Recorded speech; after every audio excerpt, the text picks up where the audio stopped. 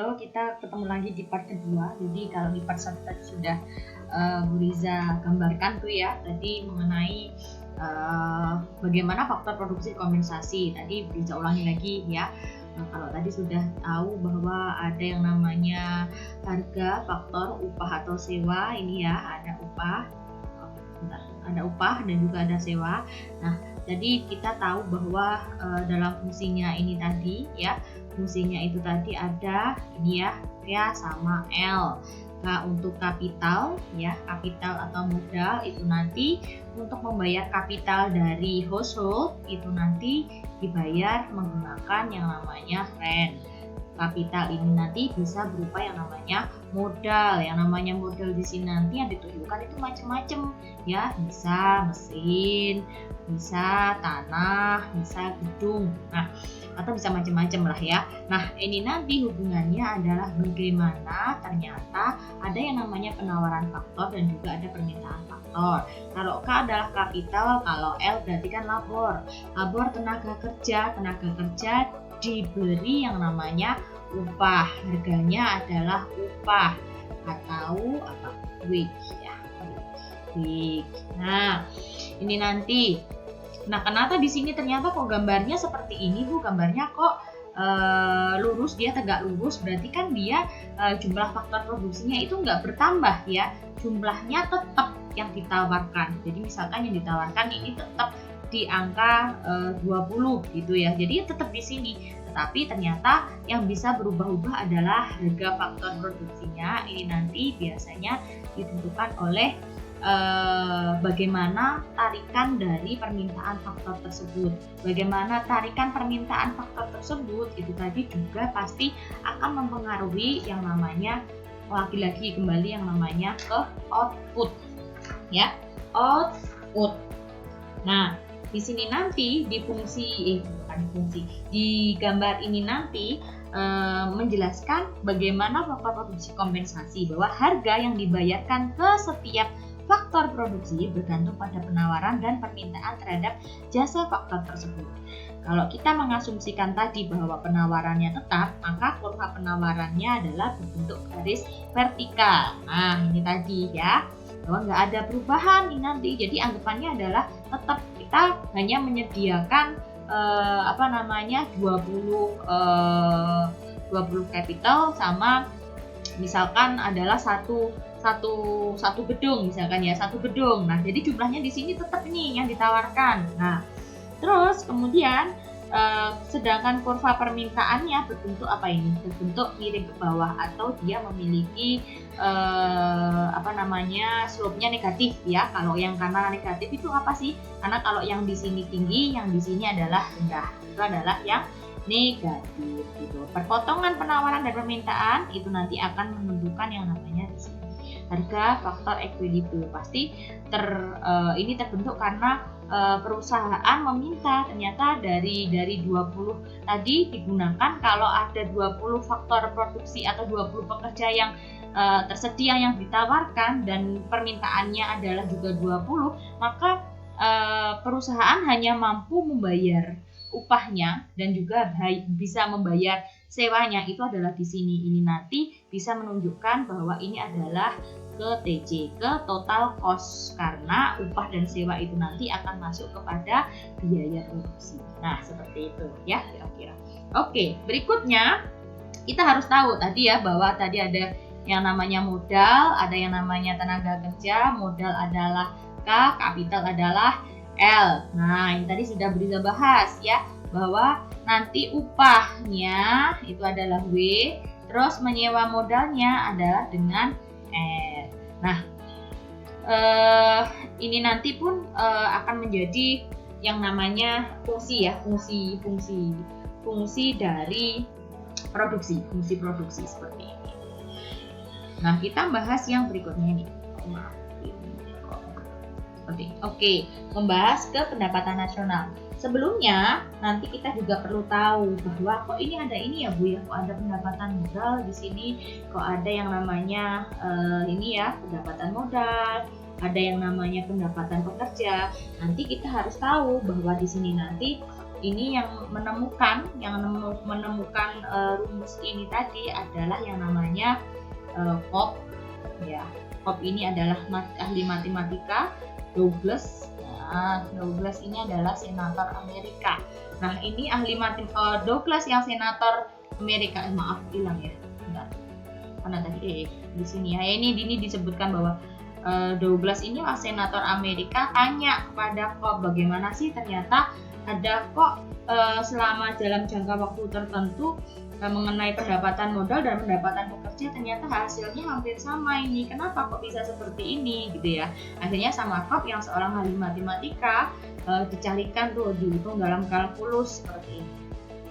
Gak usah bingung kalian ya, sebenarnya ini sih ingin menunjukkan artinya seperti apa. Artinya bahwa di dalam fungsi produksi Cobb-Douglas ini nanti ingin mengetahui bahwa kondisi apa yang membuat bahwa pendapatan modal dan pendapatan pekerja ini nanti adalah konstan seperti itu. Ternyata apa? Ternyata ada MPK dan ada MPL tadi. MPK adalah marginalnya marginal propensity to capital sama marginal propensity to labor ya. Jadi ada produk marginal, baik produk marginal dari tenaga kerja dan produk marginal dari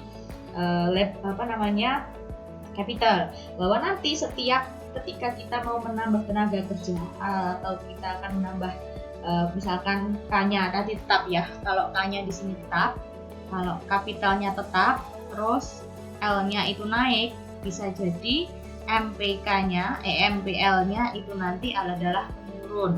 Terjadi yang namanya diminishing return of labor.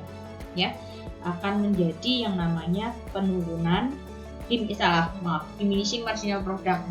Diminishing marginal product. Dalam hal ini misalkan dalam satu petak sawah gitu ya, dalam satu petak sawah ini, maka kalau sebelumnya diisi atau dikerjakan oleh 3 orang, akan menghasilkan beras sebesar 1 kali panen misalkan 1 kuintal.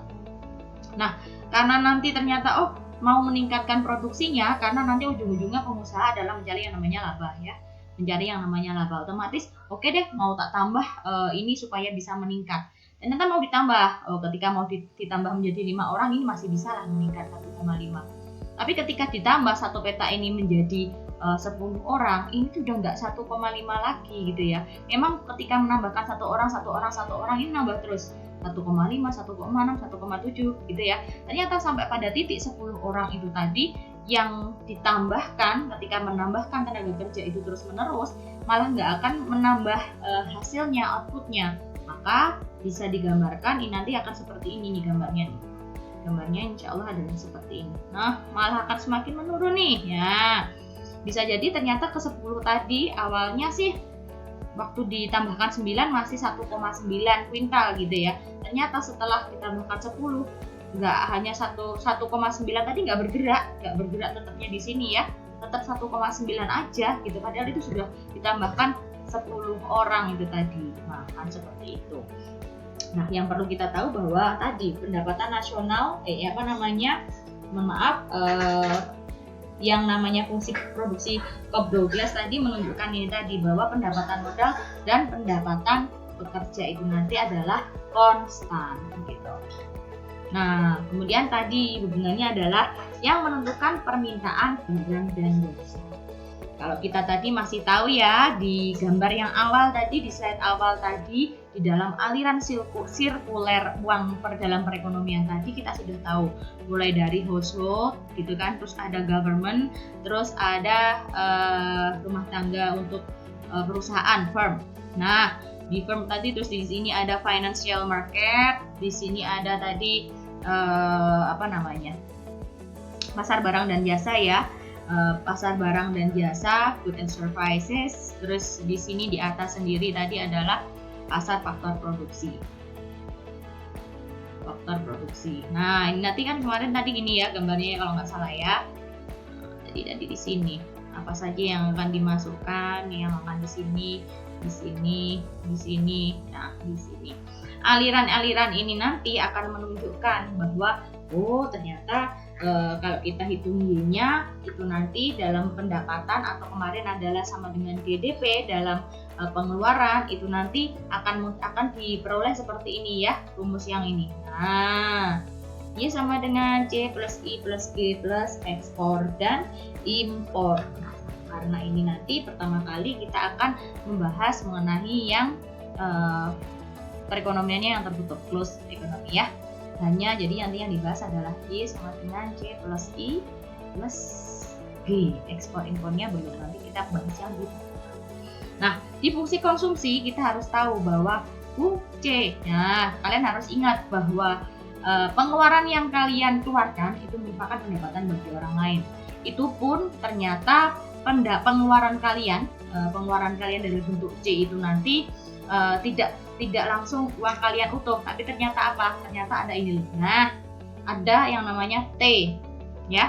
Ada yang namanya T. Maka dari itu kita harus mencari yang namanya disposable income. Di dalam disposable income itu nanti kita harus tahu bahwa ini loh sebenarnya uang yang benar-benar bisa kita untuk lakukan yang namanya konsumsi. Nah, ini pendapatan disposable. Nah, ini ya Y min T. Seperti itu. Ini nanti adalah belanja yang dilakukan oleh rumah tangga. Nah, ini ada MPC ya, MPC. Kalian harus tahu biasanya nyari delta apa ini? Delta Y ya, delta Y per delta C. Ini untuk tahu ya. Delta Y per delta C, biasanya nyarinya seperti itu. Terus kemudian ada fungsi investasi. Fungsi investasi ini hubungannya adalah ini. Tingkat bunga real. Tingkat bunga real ini sangat berhubungan sekali dengan yang namanya fungsi investasi. Jumlah investasi, nah ini bergantung pada tingkat bunga real. Karena kalau tingkat bunga realnya adalah semakin tinggi, ya, kalau R-nya itu tinggi, maka investasinya bagaimana? Investasinya adalah apa? Turun, ya. Karena hubungannya apa? Investasi, kalau kalian ingat di dalam yang namanya aliran circular flow tadi, bahwa di dalam investasi ini nanti kan dari financial market, ya, jangan lupa financial market uangnya dari savingnya household, bahwa nanti ketika dia investasi gitu, di sini hubungannya sama R, sama tingkat suku bunga. Kalau tingkat suku bunga tinggi berarti dia harus mengembalikan utangnya lebih besar lagi. Maka dari itu ketika tingkat suku bunga tinggi maka investasi akan pasti turun. Kemudian ada belanja pemerintah. Nah, belanja pemerintah ini nanti hubungannya sih ke yang namanya kebijakan fiskal juga ya, kebijakan fiskal ini nanti bagaimana menunjukkan apakah G lebih daripada T atau yang T-nya yang lebih besar daripada G. Ini nanti juga menunjukkan apa saja sih yang dilakukan pemerintah untuk menstimulus supaya Y-nya ya, supaya ujung-ujungnya kemana sih? Ujung-ujungnya ke Y juga ya, ke GDP, karena ini dijadikan salah satu ukuran untuk melihat apakah perekonomian itu sedang baik atau tidak. Maka di sini ada defisit anggaran, juga ada surplus. Kalau ini apa? Kalau G lebih besar daripada T, berarti apa? Defisit. Tapi kalau T-nya lebih besar, T adalah penerimaan pajak itu sebagai penerimaan negara, maka ia adalah surplus. Gitu ya. Nah, ini. Maaf, duduk balik. Oke. Nah, ini adalah ringkasannya ya, ringkasan dari yang kita bahas terakhir tadi mengenai pendapatan nasional. Yang dibahas adalah ini saja, karena apa tadi? Karena hubungannya sama perekonomian tertutup. Maka kita harus tahu di dalam fungsi konsumsi sebenarnya yang terjadi adalah seperti ini. Ada yang namanya Y min T untuk mengetahui disposable income-nya seperti apa. Kemudian ada fungsi investasi real, harus apa? Dipengaruhi yang namanya R kecil tadi, tingkat suku bunga. Tingkat suku bunganya naik, maka investasi menurun. Begitu sebaliknya, ketika investasi menurun, kalau tingkat suku bunga turun, maka investasinya akan naik. Begitu juga nanti hubungannya sama belanja pemerintah dan juga pajak. Ini adalah pengeluaran dan ini adalah penerimaannya, gitu ya. Karena hubungannya sama kebijakan. Nah, kira-kira itu dulu yang Budi sampaikan dalam pertemuan kali ini. Semoga kalian paham, kalian bisa menyimak dengan baik, dan kita bisa melanjutkan ke pertemuan berikutnya. Nanti akan ada tugas di Sipejarnya, silahkan dikerjakan. Terima kasih. Sampai jumpa lagi minggu depan. Wassalamualaikum warahmatullahi wabarakatuh.